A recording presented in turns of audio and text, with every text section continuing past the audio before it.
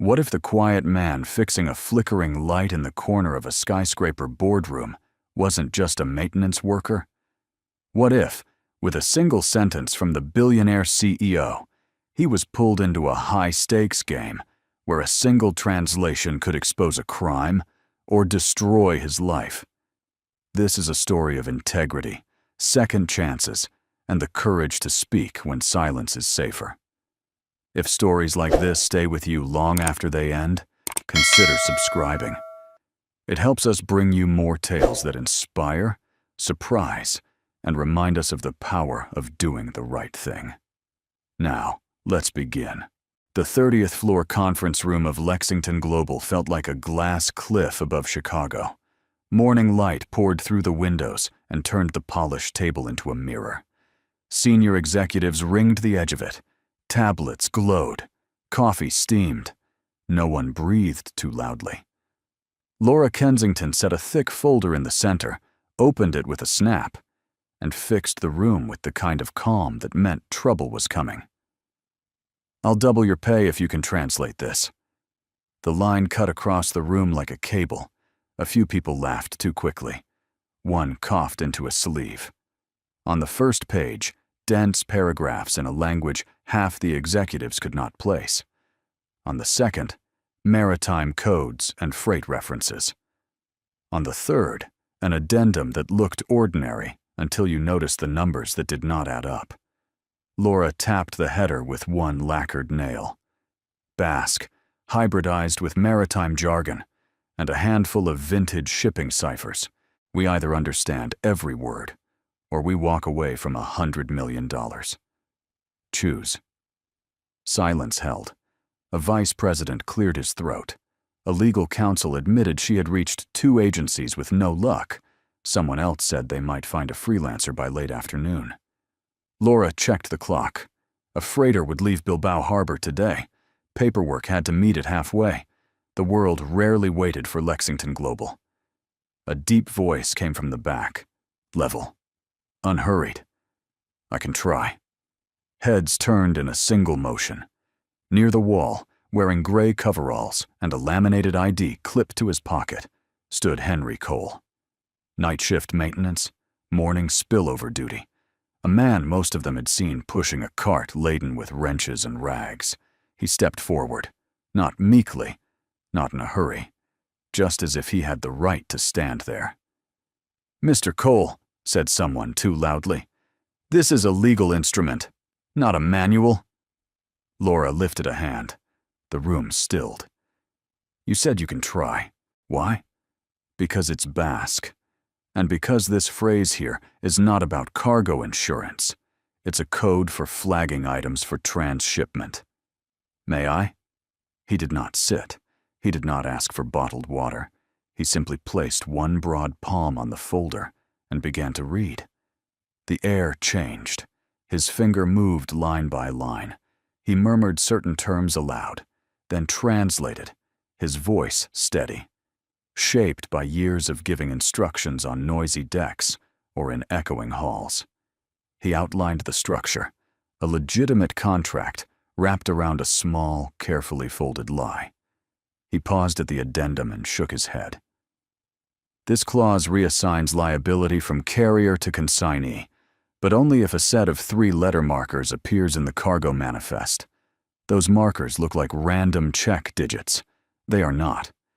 They point to a blind container, one that can be lifted at an intermediate port without triggering the main ledger.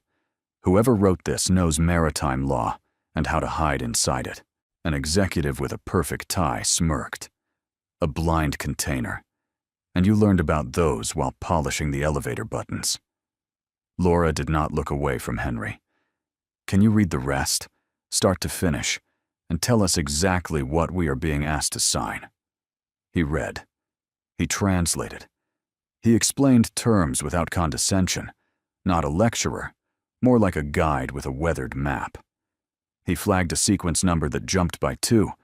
He circled a port code that was technically closed to certain commodities under a quiet EU directive. He summarized the obligations Lexington would assume if they ignored the red flags. It took 8 minutes, and near the end, even the tie stopped smirking. Laura glanced at Legal. If what he says is accurate, this agreement exposes us to criminal risk, not just reputational harm. Legal studied the addendum, compared it with regulations on her tablet, looked up, then gave a single small nod. It tracks. The code language is artful, but the intent is diversion. A beat. Then the room broke into low talk. Calendars moved. Emails flew. The freight call that had loomed like a storm cloud now had a shape and a plan to cancel. Laura closed the folder with a decisive press. She turned to Henry. "How did you know Basque and the rest of it?" He held her gaze, his eyes a gray that looked almost green under the cold office light. "Work history. Places I served. Places I had to understand." He shifted his weight, not defensive, not eager to impress. "You do not need the backstory to make a safe call today." One of the executives could not help himself. "Laura, we cannot take compliance advice from a janitor." Henry did not flinch. "I am maintenance, not janitorial, and I did not give advice. I translated your contract, showed you what was in it, and pointed to the consequences. What you do is up to you." Laura's mouth quirked.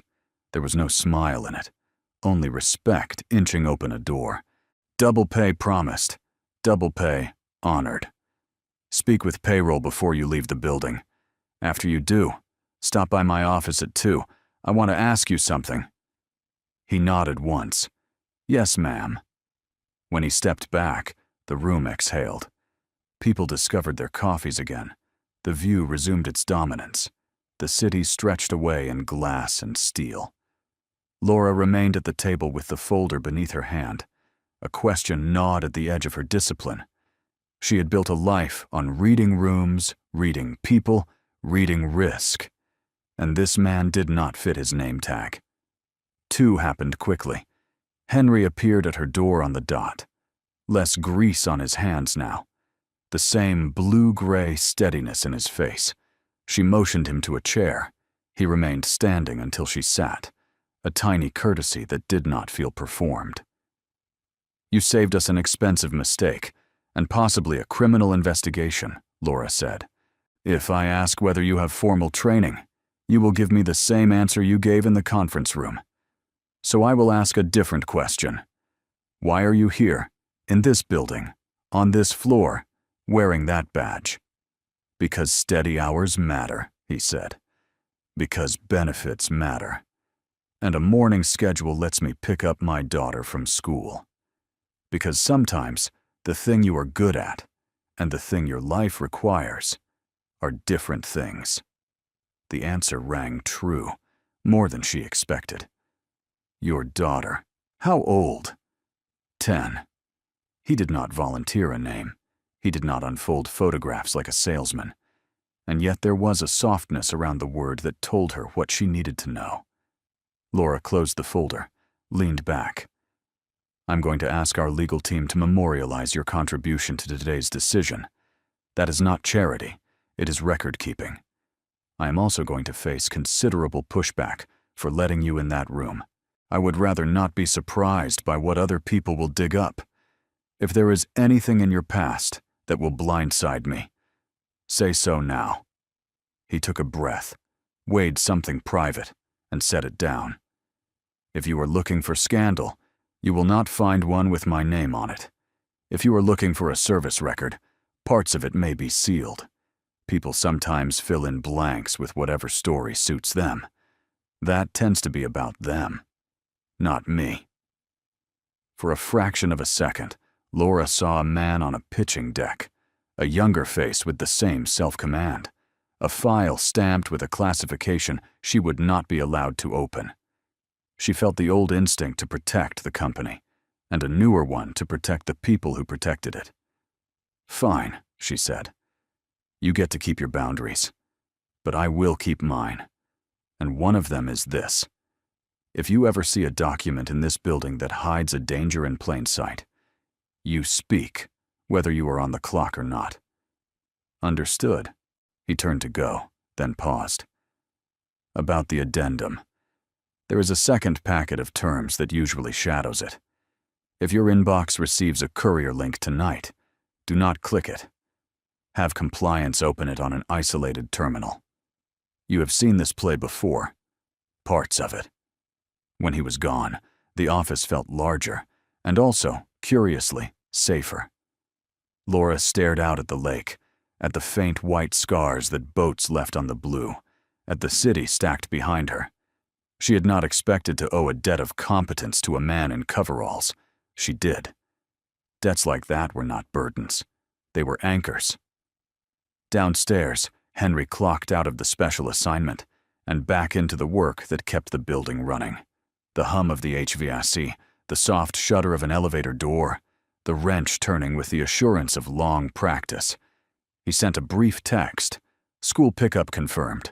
A 10-year-old would be waiting with a signed permission slip and 1,000 questions. He allowed himself one small breath of relief, one quiet grin no one saw.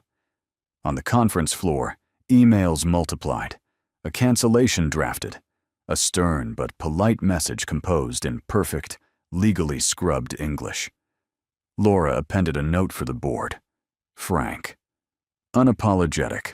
The kind of memo CEOs sent when they intended to be understood. She hesitated before the final line, then typed it anyway. We were protected today by a member of staff whose job title does not match his value. I will be evaluating how to correct that. Evening settled. The harbor report ticked across a dashboard. The freighter altered course. The courier link arrived right on schedule. Compliance opened it on an islanded machine, found what Henry predicted, another neat small lie folded into pages that almost looked clean. Laura signed the rejection with a stroke that made her pen creak. She looked at the clock, then at her calendar, then at the security feed that showed a man in gray stepping out into the afternoon sun, heading toward a public school a few blocks west. Pace easy, purpose clear. Something in her chest shifted. Tomorrow, she would ask questions the right way, not to pry, to understand. For now, the city kept breathing, the lake kept shining, and a quiet promise hung in the air between two people who did not yet know how much they would change each other. She closed her laptop, and for the first time in days, she felt a fraction less alone. The day after the translation incident, Laura Kensington kept her morning calendar deliberately light. She told herself it was because the quarterly investor call would eat her afternoon. But the truth was simpler. She wanted time to speak with Henry Cole without the noise of a full boardroom. When she called him up to her office, he appeared in the doorway exactly on time, just as he had the day before. Coveralls washed, boots cleaned, hair still damp from a quick shower in the building's service locker room. He stood with that same stillness that made him seem somehow rooted to the spot, neither deferential nor insolent. Sit, she said, motioning to the chair opposite her desk. He did, but his posture stayed upright, ready to move if someone yelled fire. I want to know more about you, Mr. Cole, Laura began. Yesterday, you saved us from signing a contract that could have crippled this company. I'd be a fool not to ask what kind of background produces that skill set. Henry's eyes didn't flinch. Served in the military for 15 years, honorably discharged.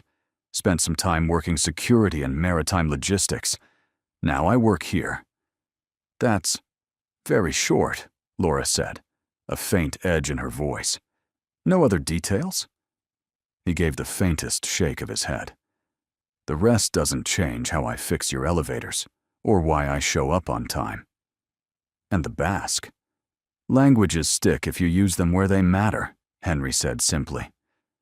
Sometimes they mean the difference between walking away and not walking at all. Laura leaned back, studying him. You've got a daughter, 10 years old, right? A softness crossed his features, so subtle she almost missed it. Lily. Bright kid. Smarter than I deserve. She's the reason I work a morning shift. She gets out of school at 3:15. I pick her up. There was no flourish in his words, no invitation for pity or admiration. Just a statement of fact. And yet, Laura felt something shift in the room. Before she could respond, the door opened without a knock. It was Milton Chase, the company's director of strategic development, a man whose suits cost more than some employees' monthly salaries and whose sense of tact was non-existent. "Well, if it isn't our resident hero," Milton drawled, eyes sweeping over Henry's coveralls. "Still enjoying the glow from yesterday? Careful, Cole. Too much of that, and people might start thinking you're auditioning for a promotion. Or the boss's good graces." Henry didn't move. "I did my job." Milton smirked. "Sure you did. Just strange how some people find themselves in the right place at the right time, isn't it, Laura?" Laura's voice went cool. "Milton, we're in the middle of a conversation. Close the door on your way out." Milton's smile tightened, but he obeyed. The latch clicked shut, and the quiet that followed seemed sharper. Henry stood. "I should get back to work." "You should," Laura agreed, though she found herself watching him longer than necessary as he left. When the door closed, she reached for her phone. "Mara," she said to her assistant, "I need you to pull Henry Cole's file, everything HR has, and run a deep search. Cross-reference with public records, prior employers, service records." Quietly. "Understood." By mid-afternoon, Mara returned with a thin manila folder and an odd look in her eyes. "His HR file is clean. A few commendations from maintenance supervisors, all glowing. No disciplinary notes. His employment history checks out up to a point. Military service, discharge paperwork, a couple of security contracts. Then there's a gap. Nearly 2 years with no listed employer, no tax records. After that, he turns up here." Laura frowned. 2 years? No income, no record at all? Not in the usual databases. Could be overseas, could be classified work, could be nothing. But it's a void. And in my experience, voids mean there's a story. Laura tapped her pen against the folder. She'd built a career on reading between the lines, and she knew when a blank space mattered. That evening, as most of the building emptied, Henry was already moving in a different rhythm. His coveralls were replaced by worn jeans and a dark jacket. Lily's small hand was in his, her backpack bouncing against her side. They walked toward the corner, where the city noise softened into a residential stretch. At a crosswalk, Lily chattered about her science project, her voice full of earnest excitement. "We're making a model volcano, Dad. I get to pick the paint color, and I think I'll make the lava glittery." Henry smiled down at her, a real one this time. "Glittery lava? That's a first. Miss Reynolds says it's okay as long as I explain the science part, but I like the pretty part better." He let out a small chuckle, the kind only a parent could make, a mix of pride and surrender. When they reached their apartment building, Henry paused at the door, scanning the street out of habit before ushering Lily inside. She darted toward the stairs, calling back, "You're making spaghetti, right?" "Always," he said, following her up. In her office across town, Laura sat with the manila folder still open. The pages didn't give her the answers she wanted, only more questions. The Henry Cole she'd seen in the conference room and in her office wasn't a man trying to impress anyone. He was a man who'd lived through things that had taught him to move quietly, to speak only when it mattered. But she couldn't shake the thought. Whatever lay inside that 2-year gap in his history might explain why he could dismantle a coded contract in minutes, or why Milton's barbs hadn't so much as ruffled him. She closed the folder, but the curiosity stayed, and somewhere across the city, Henry plated spaghetti for his daughter, laughing as she made a volcano of noodles on her plate. Whatever that missing chapter was, he clearly intended to keep it separate from the life he had now. For the moment, Laura decided, she'd let him, but not forever. Laura Kensington didn't usually walk the lower concourse. The 41st floor was her kingdom, polished boardrooms, quiet corner offices, and windows that made the city look like her private model. But that morning, an impromptu fire drill had scattered staff across the building. Rather than stand idly by, she decided to take the long way back to her office, through the maintenance wing and the visitor lounge on the mezzanine. She was halfway down a quiet corridor when a bright, melodic voice caught her attention. It wasn't English. Laura slowed, heels clicking softly against the tile, until she rounded the corner and saw them. A tall security guard in a navy blazer stood with a young girl, maybe 10 years old, her light brown hair escaping from a loose braid. The guard, Mateo, looked almost shy as he listened, nodding and answering in rapid Spanish. And the little girl, she was flawless. Not the halting schoolroom Spanish Laura had heard from her own nieces, but fluid, confident, with an accent shaped by real conversation. Mateo laughed, shaking his head. Tienes un vocabulario mejor que algunos adultos que conozco. Lily grinned. Mi papá dice que si hablo bien, podré viajar más lejos que él. Laura felt something warm and unexpected rise in her chest. She stepped closer, and Mateo noticed her first, straightening quickly. Miss Kensington, he greeted. Sorry, we were just— It's fine, Laura interrupted, her eyes on the girl. You must be Lily. The girl's expression lit up with the openness only children and rare adults carried. That's me. You're the lady from the big office. Laura smiled faintly. Something like that. You speak Spanish beautifully. Dad taught me, Lily said proudly. And a little Basque, and some signs from the sea. Laura tilted her head. Signs from the sea? Like pictures sailors use so ships don't crash into each other. My mom used to draw them for me before she went away. Lily's voice faltered for a second. Then she pulled a crumpled notebook from her backpack. She flipped it open to a page of neat, hand-drawn symbols. Triangles, pennants, crosses. Laura felt her pulse quicken. She recognized them instantly.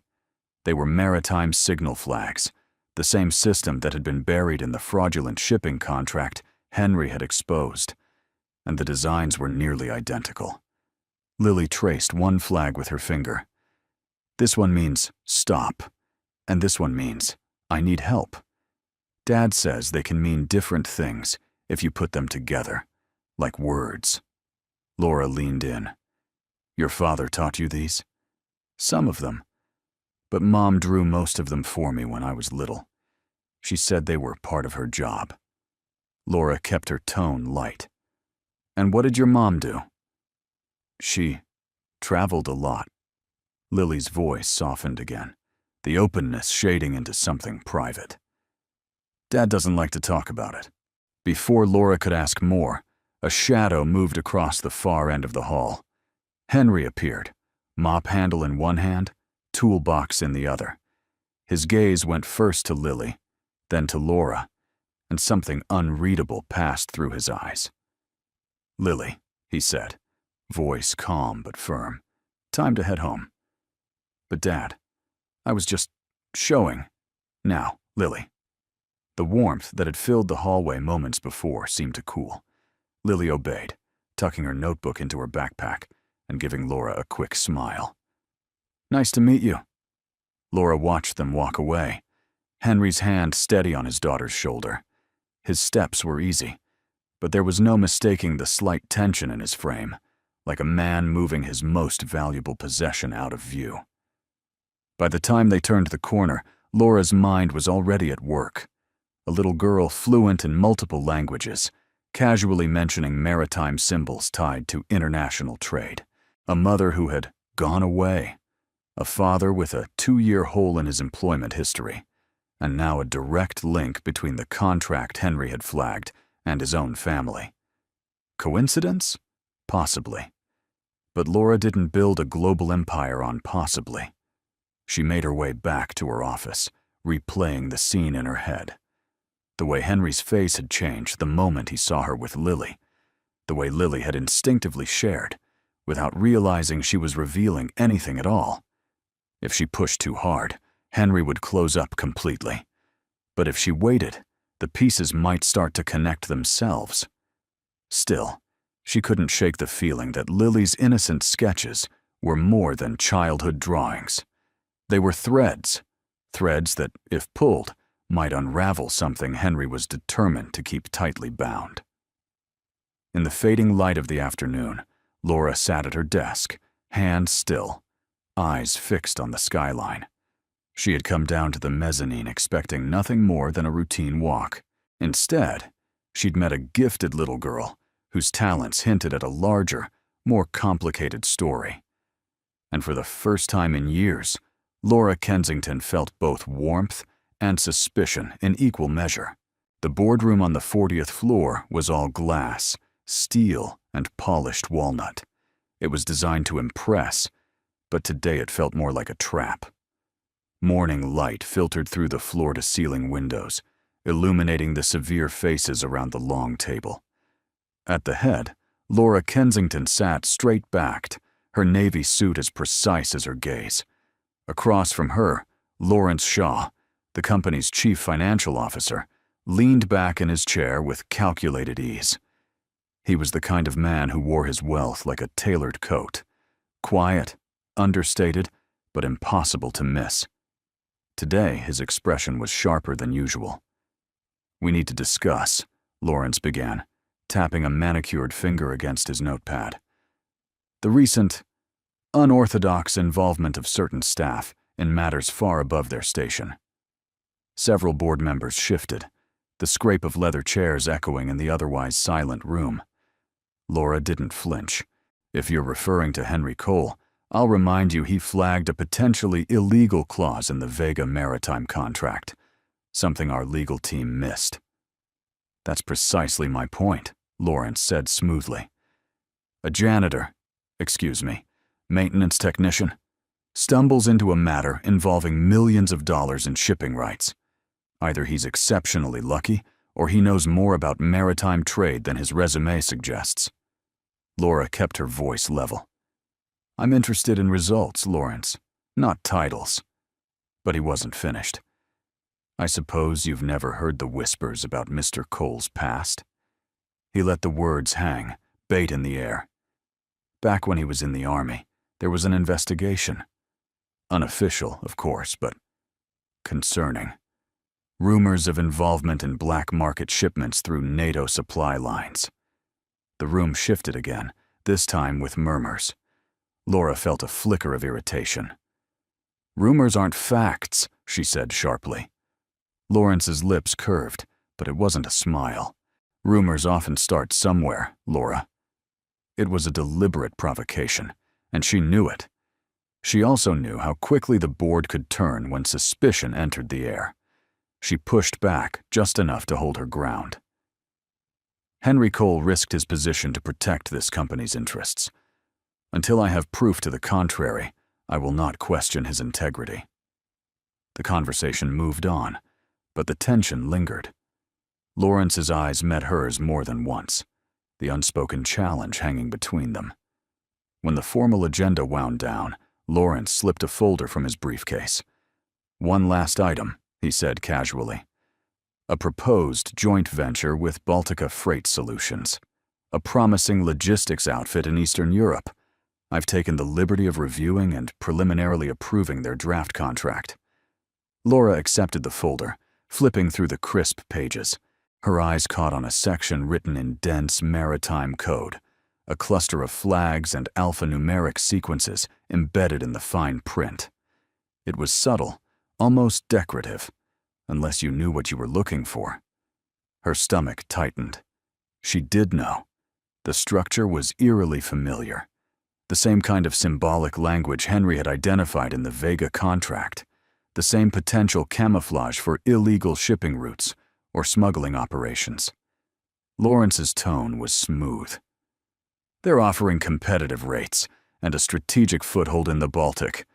A vote today would let us act quickly, before our competitors catch wind." Laura closed the folder. "We'll need a full legal and compliance review." "That will take weeks," Lawrence countered. "Opportunities don't wait, Laura." She met his gaze evenly. "Neither do consequences." The board adjourned soon after, members filing out in murmured clusters. Lawrence lingered just long enough to give her a thin, knowing smile before disappearing into the hallway. Left alone, Laura tapped the folder against the table. Her instincts screamed that this was more than a simple business deal. And if Lawrence had deliberately bypassed the usual channels, it meant one of two things. He was reckless, or he was hiding something. As she headed back to her office, she caught sight of Henry in the atrium below, pushing a cart stacked with tools. The ordinary rhythm of his movements contrasted sharply with the storm brewing upstairs. She thought of Lawrence's accusation, of the board's uneasy murmurs, of the symbols in the contract that mirrored the drawings in Lily's notebook.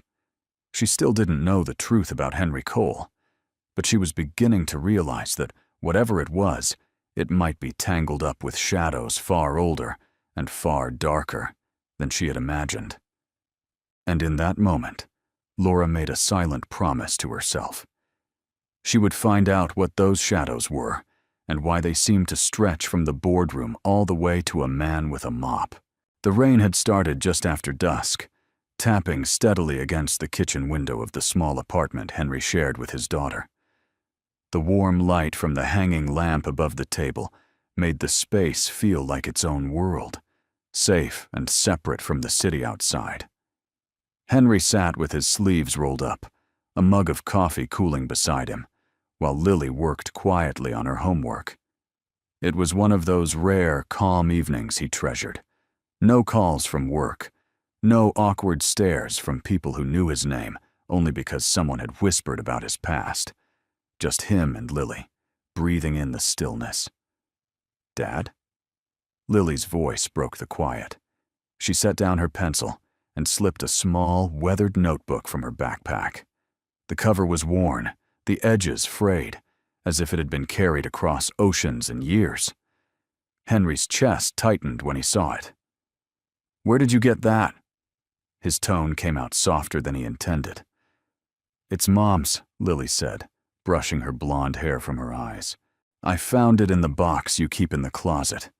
I wanted to show you something." She opened to a page filled with neat, compact handwriting, English notes interspersed with small, colored diagrams. Henry's eyes narrowed. The diagrams weren't decorative. They were maritime flag symbols, laid out in sequences only someone trained in the language of the sea would understand. "I thought they looked cool," Lily said, smiling faintly. "Mr. Santiago, the guy who works in the loading dock, told me they're like secret codes for ships. And look, this one's the same as the drawing I showed Ms. Kensington when she came by. She said she'd seen it before." Henry leaned in, scanning the symbols. His mind was already racing. The blue and yellow square, the red and white diagonals. The sequence was burned into his memory, as vivid as the day he'd first seen it stenciled on cargo crates in a dusty NATO port. He remembered the long nights, the whispered reports from undercover operatives, the gut-deep certainty that something was wrong. And then, nothing. Orders dropped. Case closed. Career shattered. Lily tilted her head. "Dad? Are you okay?" Henry swallowed hard, forcing himself back to the present. "Where exactly did you see these before?" Her brow furrowed, sensing the gravity in his voice. "In that folder you were looking at the other night, the one from your work." He exhaled slowly, his thoughts snapping into sharp focus. The folder from the Vega contract, and now Lawrence's Baltica deal. Both carried the same markings. And now, here they were, in his late wife's notebook, a notebook she must have filled before the accident. The weight of it settled on him like a stone. This wasn't just about some questionable clause in a shipping contract. This was the same network he'd once tried to expose. The same shadowed operation that had chewed up his career and spat him out in disgrace. "Dad?" Lily's voice was small now, uncertain. "Why do you look like that?" Henry reached across the table and took her hand. "Because, kiddo, this means something. Something important." She squeezed his fingers. "Is it bad?" He hesitated.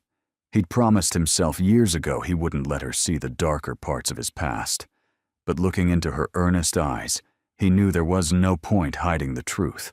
Not all of it. "It could be," he admitted. "But it also means I might have a way to stop it. For good this time." Her small fingers tightened around his. "Then you should. You always tell me it's wrong to just look away." A faint smile tugged at his lips. "You're starting to sound like your mom." For a moment, they just sat there, the rain filling the silence. It was a fragile kind of peace, threaded with the knowledge that it wouldn't last. When Lily went to her room, Henry stayed at the table, the notebook open in front of him. He traced the lines of the symbols with his finger, each one a reminder of the men he'd trusted, the lies they'd told, and the orders that had destroyed him. He'd spent years keeping his head down, protecting what little he had left. Lily, their home, the thin thread of normalcy they'd managed to weave. But now the past had come knocking, not with a whisper, but with a roar.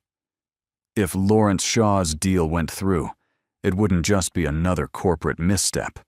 It would be a reactivation of the very smuggling route he'd once tried to shut down. And if Henry stayed silent again, he'd be complicit. He stared at the notebook, his jaw tightening. The decision wasn't easy. It meant stepping back into a world that had nearly destroyed him. It meant painting a target on his back. On Lily's, too, if he wasn't careful. But it also meant a chance at redemption. The rain outside grew heavier, rattling against the glass like distant gunfire. Henry closed the notebook, his mind made up. He couldn't keep hiding. He would have to go to Laura, not tomorrow, not next week, now.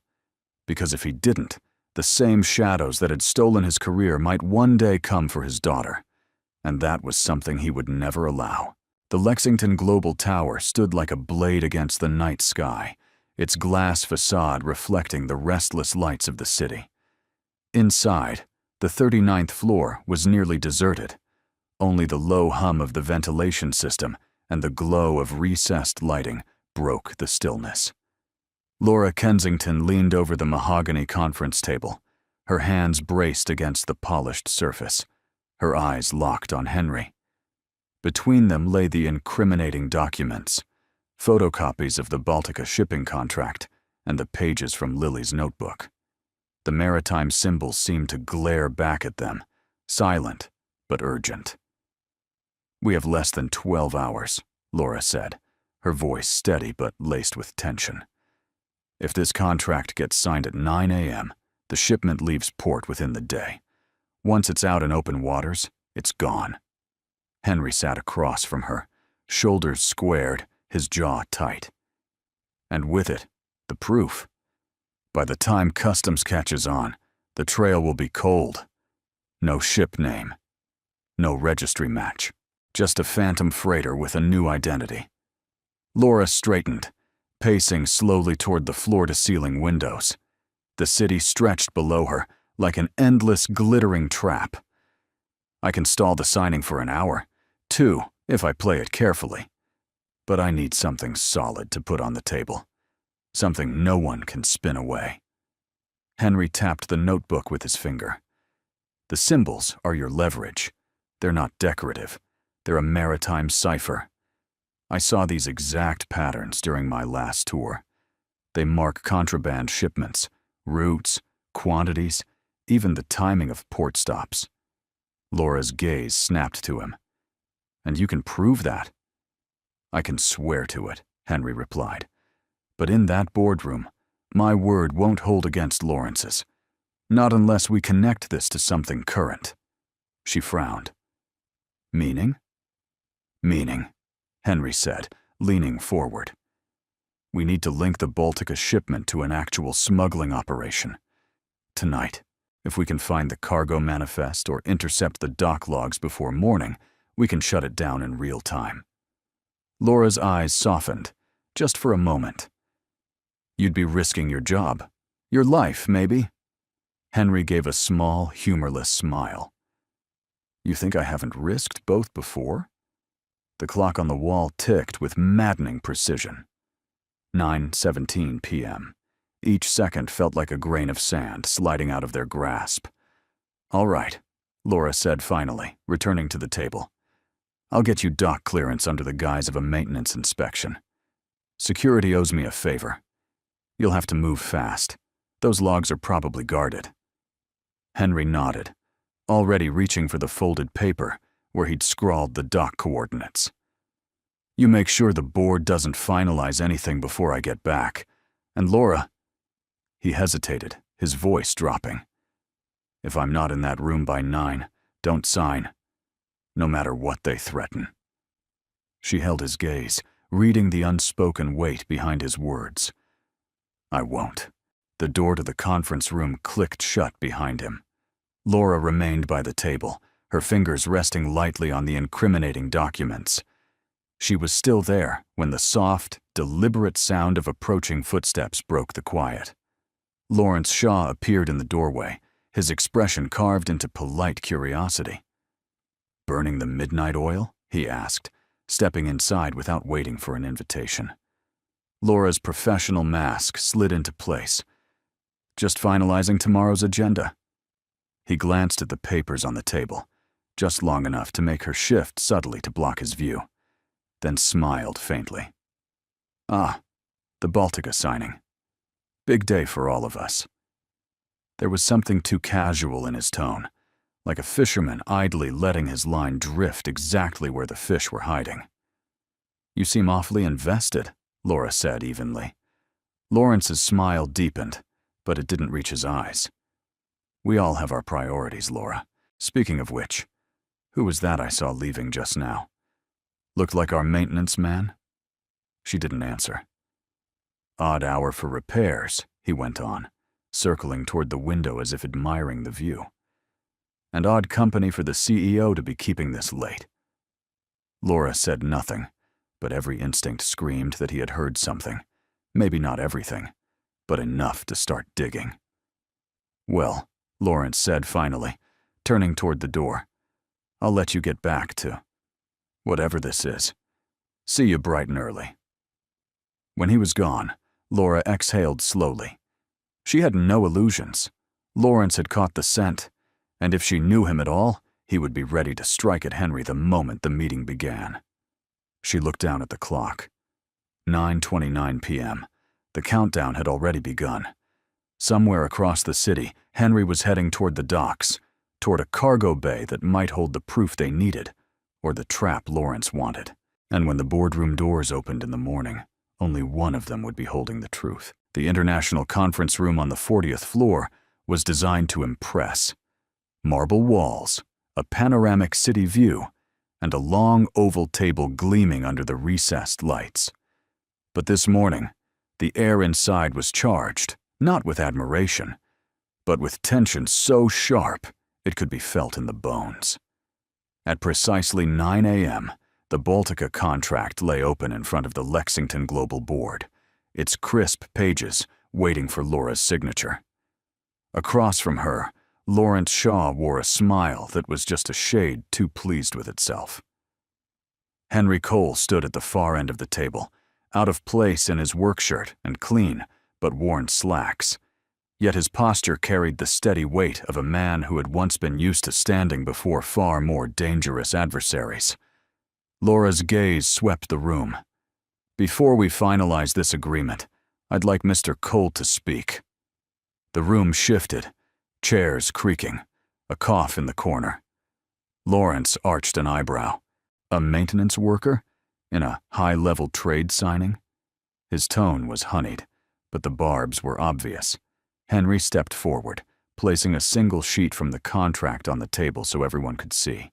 His voice was calm, but carried across the polished surface. This isn't just a trade agreement. Hidden in the boilerplate are maritime codes. shipping identifiers used to mask illegal cargo movements. Several board members leaned in, squinting at the strange marks in the margins. Henry continued, pointing to the sequence. These symbols aren't random. They correspond to unregistered port stops and shadow routes. If this shipment leaves, it won't be delivering textiles or machinery. It will be carrying contraband worth millions. A murmur rippled through the room. But before anyone could respond, Lawrence's chair scraped back sharply. He rose, his smile now openly predatory. "And why?" Lawrence said loudly, so every person in the room could hear. "Should we take the word of a man who was dishonorably discharged from the military after being investigated for smuggling himself?"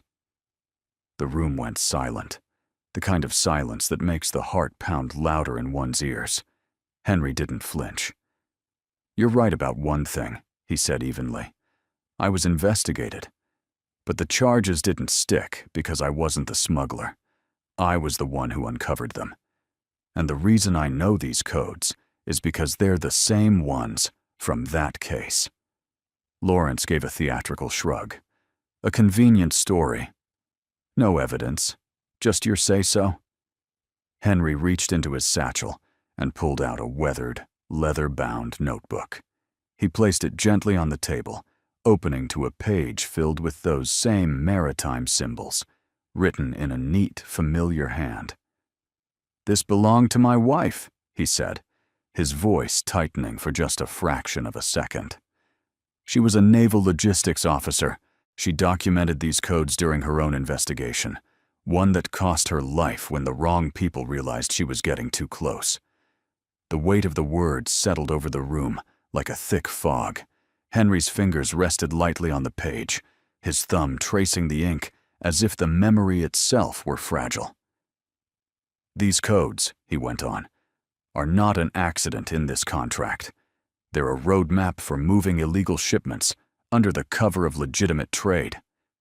Sign this deal, and Lexington Global becomes the unwitting freight company for an international crime syndicate." No one spoke. Even the city noise outside seemed muted. Lawrence tried to break the spell, forcing a chuckle. "Touching story. But an old notebook doesn't prove—" Laura's voice cut in, sharp as glass. "It proves enough to halt this signing until an independent audit is done. And if you're right, Mr. Shaw, you should welcome the chance to clear your name." The CFO's jaw tightened, but he said nothing. Henry closed the notebook and stepped back, every eye in the room following him. For a long moment, no one moved, the air thick with the weight of revelation and doubt. When Laura finally spoke, her tone was calm, but final. "Meeting adjourned. Until we know exactly what we're signing, this contract is off the table." Henry didn't look at Lawrence as he left the room. He didn't need to. The message was already written in the eyes of everyone around the table. Eyes that were no longer entirely on Laura, nor on the contract, but squarely on him. The morning light filtered through the glass walls of the conference room, but this time, it wasn't the sun that illuminated the space. It was the glow of truth about to come to light. The board of Lexington Global had been summoned for an urgent meeting, less than 24 hours after Henry's confrontation with Lawrence. Laura Kensington stood at the head of the table, her posture straight, her voice steady. But beneath the surface, there was a quiet satisfaction in her tone. "Before we proceed with any company business today," she began, "there's something you all need to see." She tapped a key on the laptop in front of her. The screen at the far end of the room flickered to life. Lines of text appeared first, an official letter bearing the seal of the United States Department of Justice. "This," Laura continued, "arrived in my inbox at 11:47 p.m. last night." She clicked again. The letter expanded into a series of scanned documents, email transcripts, sworn affidavits, a case file header that read, "Federal Bureau of Investigation, Confidential Witness Program." Several board members leaned forward in their seats. Laura's voice carried over the soft hum of the projector. "These are the official records of an FBI investigation, dating back to the same year Henry Cole was accused of smuggling. What they prove, beyond any doubt, is that Henry wasn't the perpetrator. He was the whistleblower, and he paid for it with his career. A low murmur ran around the table, part disbelief, part shame. Laura's eyes found Henry at the far end of the room. He was given false orders by his commanding officer to move crates that were supposedly military supplies. They were not. When he reported the codes and manifests to the proper channels, someone inside leaked his name to the very syndicate he was exposing. They planted evidence, they rewrote reports, and they made sure he left the service under a cloud of suspicion. Until now. The final slide clicked into place, an email from an FBI field agent, time-stamped from just hours earlier. Subject: R.E. Cole Inquiry, Confirmation of Innocence. The room went silent until the heavy glass doors burst open. 2 men in dark suits entered. Their badges flashed before anyone could question it. One of them spoke in a clipped, no-nonsense tone. "We're looking for Lawrence Shaw." Every head turned toward the CFO.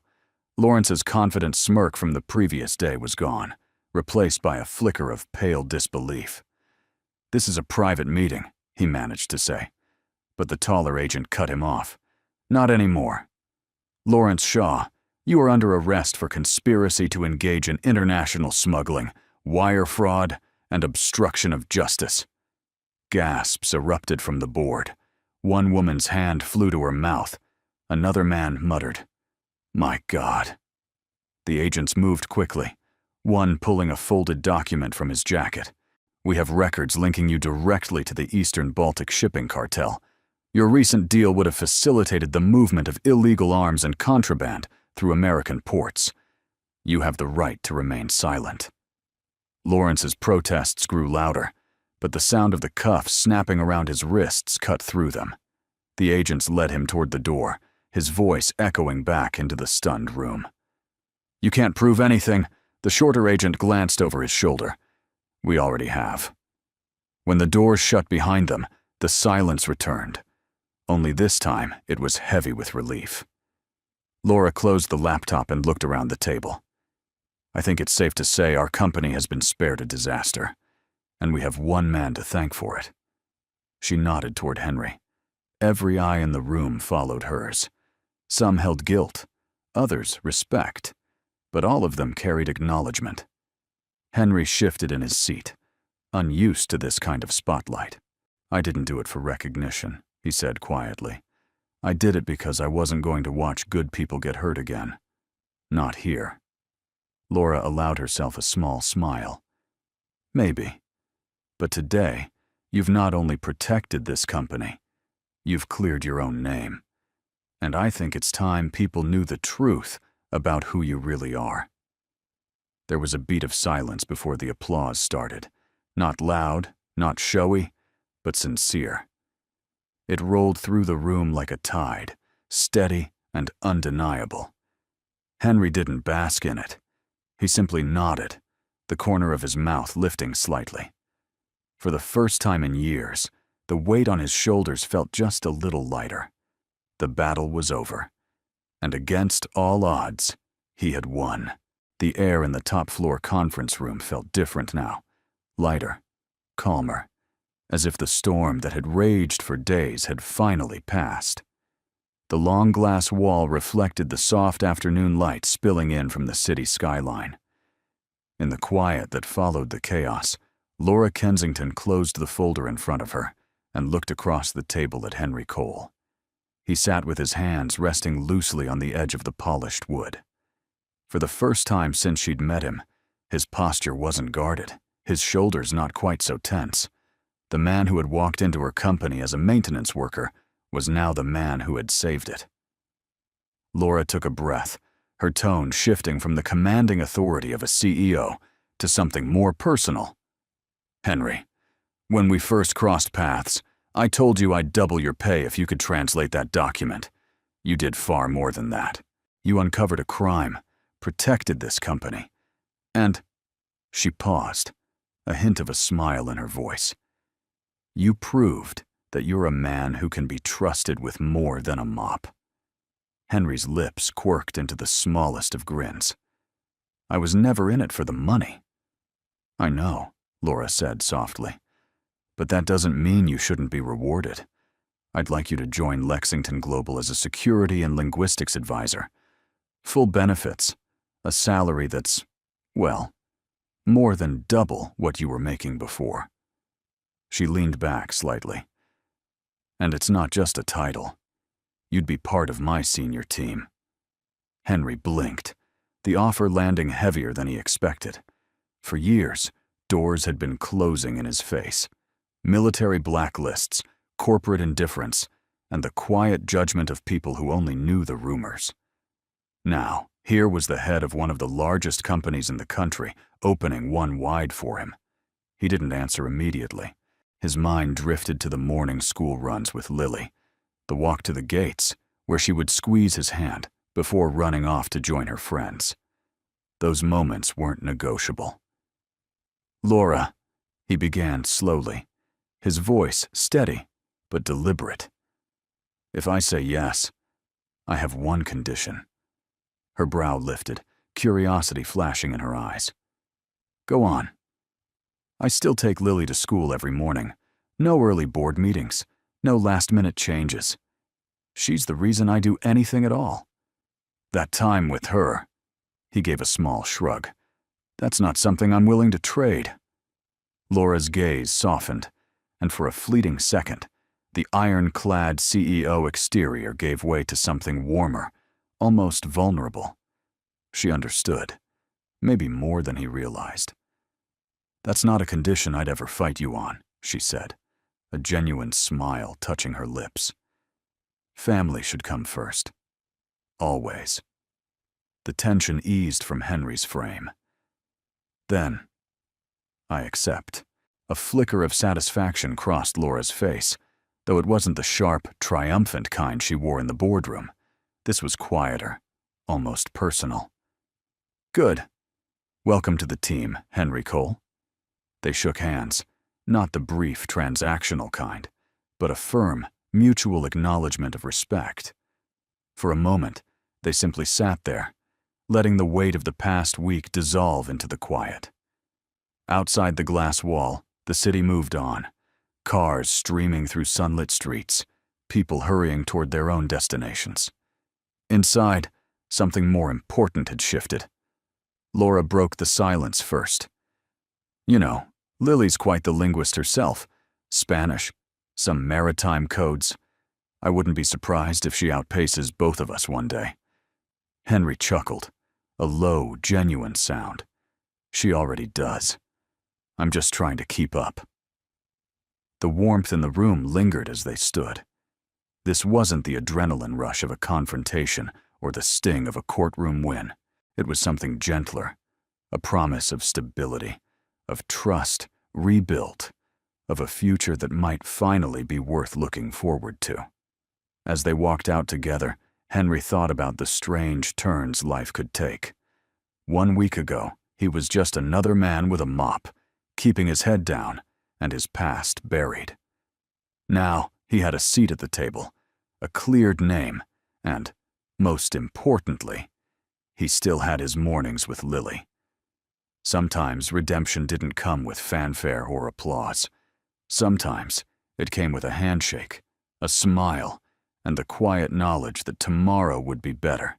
The first Monday in his new role, Henry walked into Lexington Global not with a mop in his hand, but a leather-bound folder tucked under his arm. The change felt strange, almost surreal. The security team greeted him differently now, no longer the polite nod given to maintenance staff, but the firm, respectful handshake reserved for someone who belonged at the table. Lily had her own transformation. With Henry's new schedule, mornings became more relaxed, their walk to school less hurried. She seemed lighter, more open. At her new after-school program, funded in part by a company scholarship Laura had arranged, Lily made friends quickly. Her knack for languages fascinated the other kids, and even the staff began asking her to help welcome new students from overseas. In the weeks that followed, Henry and Laura found themselves working side by side, more often than either had expected. A cybersecurity briefing one day, a multilingual contract review the next. Henry's sharp instincts and Laura's strategic vision meshed in a way that surprised them both. During a tense negotiation with a South American shipping partner, Laura handled the financial terms, while Henry translated subtle idioms and unspoken cues the client's interpreter missed. A flicker of gratitude crossed her face when his quick intervention prevented a costly misunderstanding. Later, in the elevator, Laura glanced sideways at him. "You read people almost as well as you read documents." Henry smiled faintly. "Comes from years of listening more than talking." They settled into a rhythm. He anticipated her needs before she voiced them. She gave him room to work without hovering. Meetings were brisk, but never cold. Breaks between them were filled with small conversations about Lily's latest drawing, about Laura's rare childhood visits to her grandfather's vineyard in Napa. The moment that would catch them both off guard came on a Thursday afternoon in Geneva. They were there to finalize a contract with an old-world European client whose manners were as ornate as the chandeliered conference room they sat in. The discussion flowed seamlessly, Laura commanding the numbers, Henry weaving the cultural threads into perfect alignment. When the meeting ended, the client, a distinguished man with silver hair and a wry smile, shook Henry's hand firmly. Then he turned to Laura, eyes twinkling. "You two," he said in lightly accented English, "work together as if you have been married for years." The words hung in the air just a little too long. Laura blinked, her lips parting in surprise before she composed herself with a graceful laugh. "We've just learned to trust each other's judgment," she replied. Henry felt the corner of his mouth twitch, fighting back his own grin. "Guess we make a good team," he offered, his tone casual but his voice just warm enough to make the moment linger. The client only nodded knowingly before taking his leave. On the way out of the ornate building, neither spoke of the comment directly, but there was a subtle shift, an awareness, a quiet acknowledgement that something unspoken had begun to take root between them. That evening, as they waited for a car back to the hotel, Laura broke the comfortable silence. "He wasn't entirely wrong, you know." Henry turned toward her, brows slightly raised. "I mean," she clarified, eyes fixed on the city lights, "we do work well together, better than I've seen in a long time." Henry considered her words, then nodded slowly. "It's rare. Hard to find someone who gets it without you having to explain every step." Her gaze met his briefly before she looked away again. "Exactly." The car pulled up, and the conversation slipped back into lighter topics. But the undercurrent was there, a shared respect that had begun to stretch into something warmer, more personal. By the time they landed back in New York, it wasn't just Henry's role at Lexington that had changed. It was the way he thought about his place in the world, the way Laura thought about having him in hers. For now, they left it unspoken.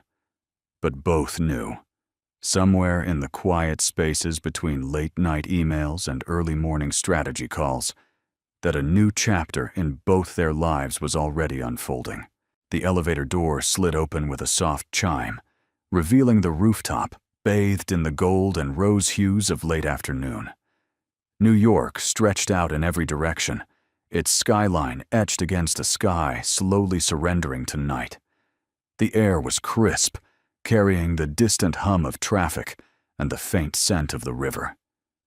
Henry stepped forward first, holding the door for Lily and Laura. Lily's eyes lit up instantly, her small hands gripping the railing as she took in the endless horizon. "It looks like the world just keeps going forever," she whispered.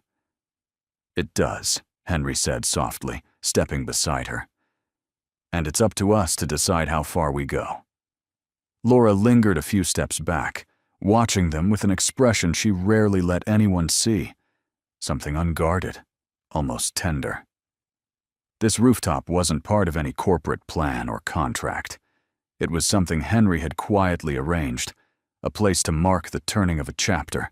From a canvas bag slung over his shoulder, Henry pulled out his old maintenance uniform. The fabric was worn thin at the elbows, the company logo faded, but it was clean, pressed, treated with the same care he'd given it every day. Without ceremony, he walked to the steel hook by the utility shed and hung it there. Lily tilted her head.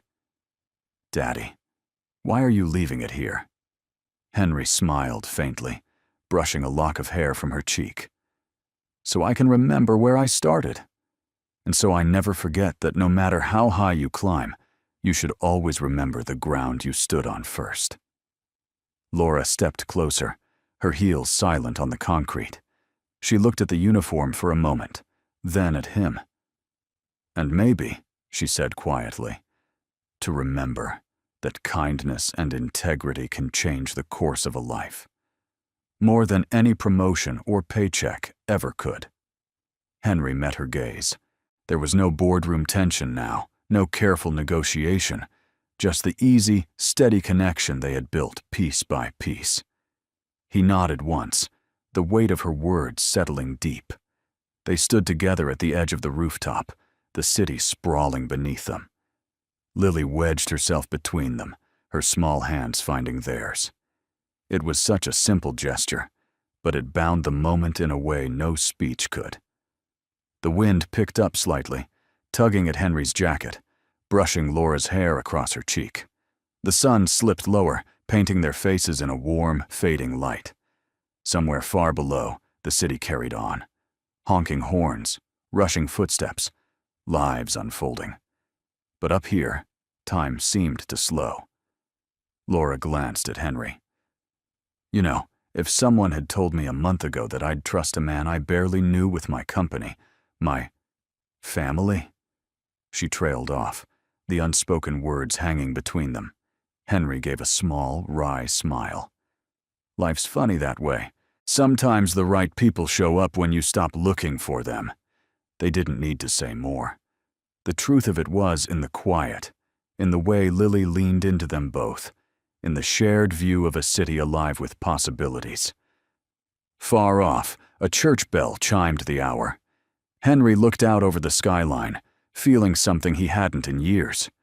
Peace, not because the past had vanished, but because he'd finally found a place where it no longer defined him. Laura's hand brushed his, just for a second. Whether it was deliberate or simply the wind shifting them closer, neither moved away. The camera of the mind would pull back now, framing the three of them against the blaze of the setting sun. From this height, they were just silhouettes, three figures standing together at the threshold of whatever came next. The light wrapped around them, soft but unyielding, as if to seal the promise that no matter the battles fought, there was still beauty waiting at the end of the day. And in that glow, on a rooftop high above the noise of the world, Henry, Laura, and Lily stood side by side, a quiet emblem of rebirth, of hope, and of the unexpected ways a life can be remade.